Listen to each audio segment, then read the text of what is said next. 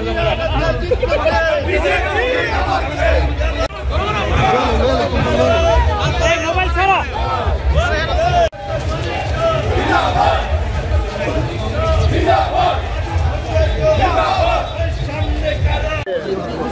পাচ্ছি আমরা তো এনডিএ তো অলরেডি প্রায় 200-র উপরে চলে যাচ্ছে, তো বুঝাই যাচ্ছে মানুষ ভারতীয় জনতা পার্টির নেতৃত্বাধীন যে সরকার এনডিএ উপর বিশ্বাস রেখেছে।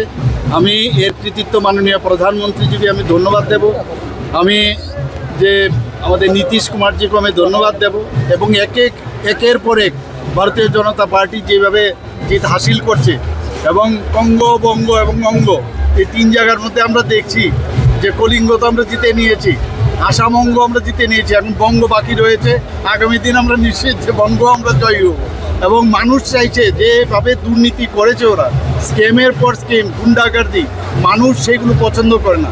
জাতপাতের ঊর্ধ্বে উঠে গিয়ে যেভাবে বিহারের রেজাল্ট এবার বেরিয়ে এসছে, তাতে প্রমাণ হচ্ছে যে এক ভারত শ্রেষ্ঠ ভারত মাননীয় প্রধানমন্ত্রীজি যেটা এক বিকশিত ভারতের স্বপ্ন দেখেছেন, সেটা আগামী দিন হতে যাচ্ছে। কোন জিনিসটা ফ্যাক্টর করেছে বিহারে? Factor development. মাননীয় প্রধানমন্ত্রীজি যেভাবে কথা বলেছেন, যেভাবে মহিলাদেরকে নিয়ে বেশি কথা বলেছেন, মহিলাদের যেভাবে স্ট্রেংথেনিং করার বিষয় বলেছেন, এবং একটা মানে ট্রান্সপারেন্সির সরকার উনি দেবেন তার উপর ভিত্তি করে, এবং মাননীয় প্রধানমন্ত্রীজি যেভাবে স্বচ্ছ সব বিষয়ে কথা বলেন এবং যা বলেন তাই করেন, সেই বিষয়ের উপর ভিত্তি করেই মানে বিহারের সমস্ত লোক ভারতীয় জনতা পার্টির নেতৃত্বাধীন এনডিএ সরকারকে জয়যুক্ত করেছে। দেখুন, বিহারের জয় বিহারের জনতা এবং বিহারের মানুষ, সাধারণ ভোটার যারা, তাদের এই জয়, এবং ভারতীয় জনতা পার্টি এবং যেহেতু যেভাবে 5 বছর সেখানে মানুষের জীবনমান উন্নয়নের, সেখানে শান্তি শৃঙ্খলা আইনের ব্যবস্থা যেভাবে সেখানে তারা লাগু করেছেন এবং উন্নয়ন হয়েছে, তার ফলস্বরূপ মানুষ আবারও সমর্থন দিয়েছে।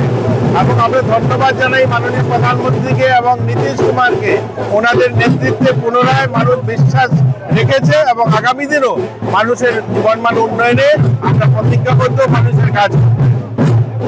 জয়ে মানে তো আনন্দ, জয়ের সঙ্গে তো আনন্দ অবশ্যই থাকবে। আর আমাদের আরেকটু বেশি আনন্দ এই কারণেই যে এই জয় শুধুমাত্র এনডিএর জয় নয়, ভারতীয় জনতা পার্টির জয় নয়, এই জয় গোটা দেশবাসীর জয়।